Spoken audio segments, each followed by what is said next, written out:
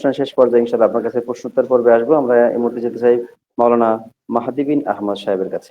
জি মোহতারাম, আপনি আপনার আলোচনা করবেন। বিসমিল্লাহির রহমানির রহিম। তো আমি আমার আলোচনা যাওয়ার আগে দুইটা বিষয় একটু আলোচনা করব। একটা হলো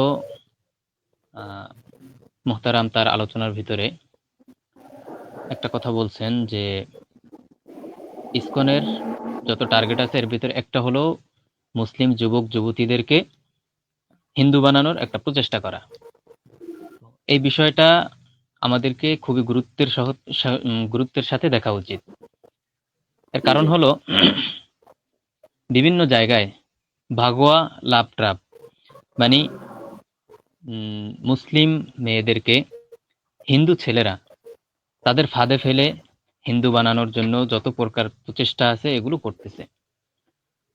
তো সর্বোপরি দেখা যায় যে আপনি খোঁজ নিলে জানতে পারবেন, এটা এখন বর্তমানে অহরহ করতেছে ওরা, যে যখন একটা মেয়েকে হিন্দু হওয়ার জন্য আহ্বান করা হয়, তখন একটা মেয়েকে যখন হিন্দু হওয়ার জন্য আহ্বান করা হয় তখন সে মেয়েটা স্বভাবজাত ভাবেই সে তার ধর্মকে ছাড়তে চাবে না।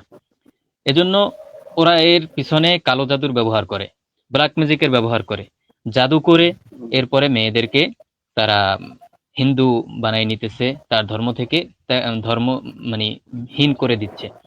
এজন্য অনলাইন এবং অফলাইন দোনো জায়গাতেই আমাদেরকে এই বিষয়টা মাথায় রাখতে হবে, যাতে করে আমার প্রতিবেশী, আমার ভাই বোন, আত্মীয় স্বজন, দেখা যায় অনেকের বোন স্কুল কলেজে পড়তেছে, তার বন্ধু বান্ধব সব হিন্দু, কিন্তু তার পরিবার ফ্যামিলির এর ব্যাপারে কোনো খবরই নেই।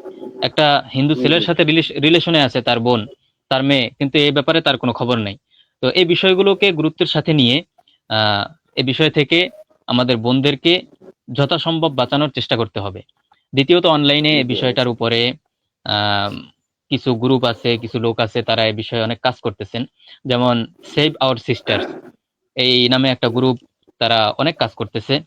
তো বিভিন্ন লিফলেট মানুষের হাতে তুলে দিচ্ছে, বা বিভিন্ন জায়গায় এমন কেস শুনলে সেখানে গিয়ে মেয়েদেরকে উদ্ধার করতেছে। তো এদের সাথেও যুক্ত হওয়া, যাতে করে আমাদের একটা সামাজিকভাবেও শক্তি হয়, যাতে করে আমরা আমাদের কোনো বোনকে যাতে হিন্দুদের হাতে ছেড়ে দিতে না পারি। জি এই হলো আহ ওনার কথার প্রেক্ষিতে একটা আহ্বান। তো এখন দ্বিতীয়ত আরেকটা বিষয় আমি একটু পরে বলবো। তো এখন আমি আমার মূল আলোচনায় চলে যাই।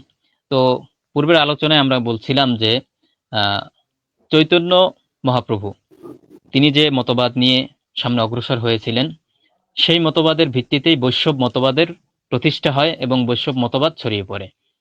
তো এই যে ইসকন, তারাও সেই বৈষ্ণব মতবাদ নিয়েই সামনে অগ্রসর হইতেছিল, এবং এই বৈষ্ণব মতবাদ নিয়েই তাদের প্রতিষ্ঠা। মোহতারাম তিনি তার আলোচনায় ইসকনের কার্যক্রম বা ইসকনের যে উদ্দেশ্য এ সম্পর্কে উনি অনেকগুলো পয়েন্ট আলোচনা করছেন। তো এখন যদি আমরা দেখি যে ওনার কথা কি আসলেই সত্য, নাকি ইসকন একটা নিরীহ সংগঠন।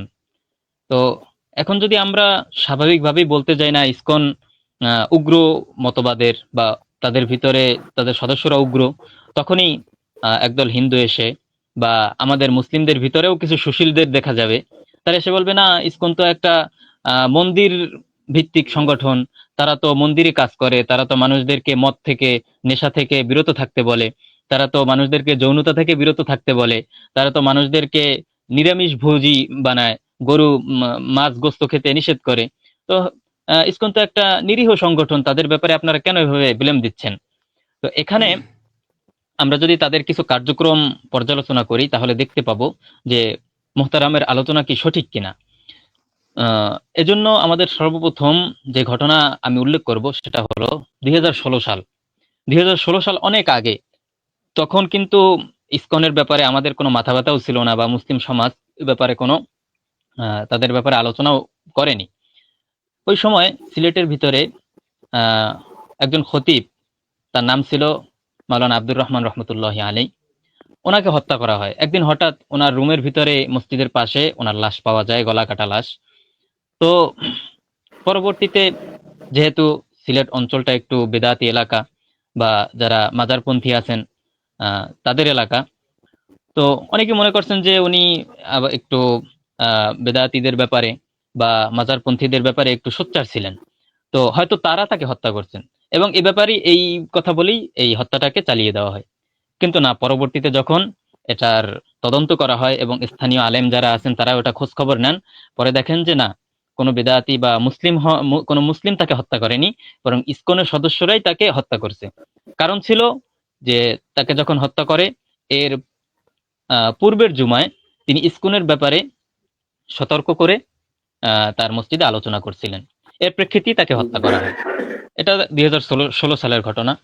এরপরে জি 2019 সাল, 19 সালের ঘটনা আমরা সকলেই মোটামুটি জানি যে চট্টগ্রামের একটা মুসলিমদের একটা স্কুল, যেখানে হিন্দুদের সন্তান ছিল, হিন্দুদের বাচ্চারা ছিল অল্প কয়েকজন, হাতে হাতে গোনা কয়েকজন, কিন্তু বাকি সবাই মুসলিম ছিল। সেখানে তারা তাদের মন্দিরের প্রসাদ খাওয়ানোর মতো দুঃসাহস সেখানে তারা দেখিয়েছে।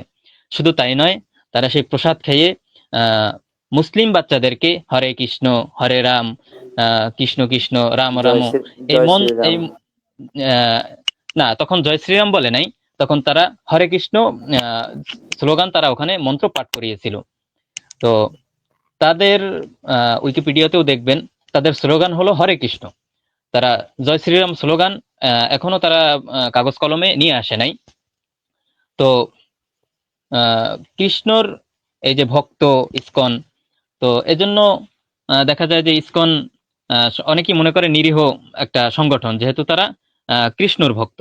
আর জয় শ্রীরাম স্লোগান প্রথম থেকেই এটা একটা উগ্র স্লোগান। ভারতের ভিতরে যত মুসলিম হত্যা বা মুসলিমদের সাথে নির্যাতন, যত ঘটনা ঘটে, এগুলো সবকিছুর পিছনেই থাকে জয় শ্রীরাম এবং গেরুয়া পতাকা। এজন্য তারা ওখানে জয় শ্রীরাম স্লোগান না দিয়ে কৃষ্ণর মন্ত্র পড়িয়েছিল। তো ওইটা ছিল 2019 সালের ঘটনা। তো আমি মনে করি মূলত এটা ইসকন চেয়েছিল যে তাদের অবস্থান কতটুকু শক্ত হয়েছে এবং বাংলাদেশে তাদের অবস্থান কতটুকু তারা সামাল দিতে পারবে, এটা জানান দেওয়ার একটা ঘটনা ওইটা।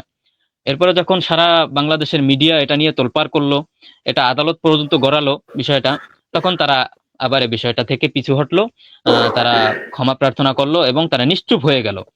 2019 সাল থেকে একেবারে 2021 সাল বা 2024 সাল পর্যন্তই ধরা যায়, তারা তাদের কোনো কার্যক্রমকে সামনে নিয়ে আসে নাই। বরং এই সময়টাতে তারা তাদের সদস্য সংগ্রহ করছে, হিন্দুদেরকে ভুলভাল বুঝিয়ে মুসলিমদের বিরুদ্ধে তারা হিন্দুদেরকে সংগঠিত করছে। এরপরে এবছরের কিছু ঘটনা যদি আপনাদের সামনে আমি তুলে ধরি, তো এই বছরের ফেব্রুয়ারি মাসের 19 তারিখ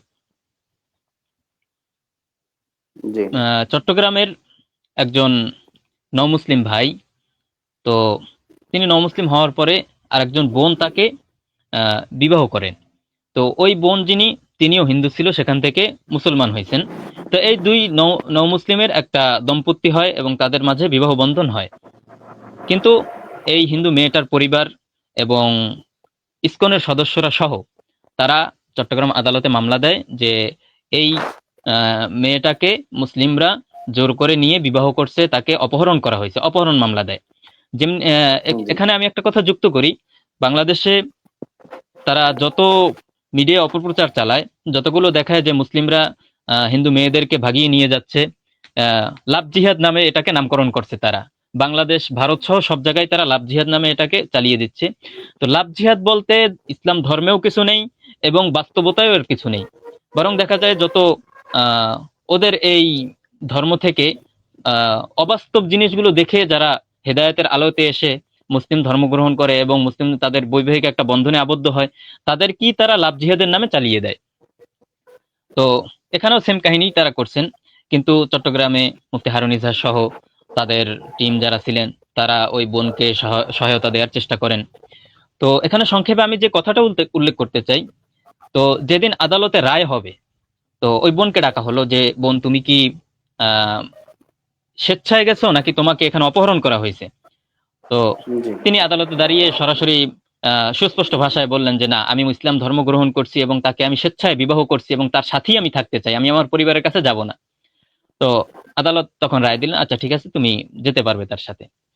এখানে কাহিনী কি করলো, এই রায়ের দিন এই হিন্দুরা, ইসকনের সদস্যরা সবাই একত্রিত হলো, শত শত হিন্দু ইসকন সদস্য। তো এরা আদালত পাড়াকে পুরা একটা অরাজক পরিস্থিতি তৈরি করলো। সেখানে তারা উগ্র স্লোগান দেয়া শুরু করলো। তাদের স্লোগানটা আপনি শুনলে আপনার মানে এত উগ্র ছিল যে গায়ের পশম দাঁড়িয়ে যাওয়ার মতো। তারা মুসলিমদের দেশে আদালত পাড়ায় দাঁড়িয়ে তারা স্লোগান দিছে যে একটা একটা মুসলিম ধর ধৈর্য ধৈর্য জবাই কর, একটা একটা জি জি। হেফাজতি ধর ধৈর্য ধৈর্য জবাই কর।